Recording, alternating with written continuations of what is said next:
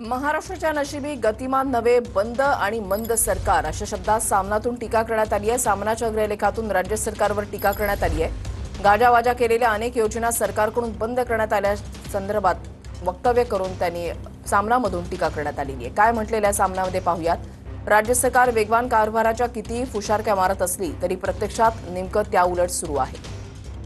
नवीन योजना सोडा, त्यांनीच गाजावाजा केलेल्या योजना ही मंडळी एक एक करून बंद करत आहेत। ज्या योजना सुरू आहेत त्यांना सुधारित निकष आणि नवीन नियमांची आडकाठी घालून योजनांची गती मंद करत आहे।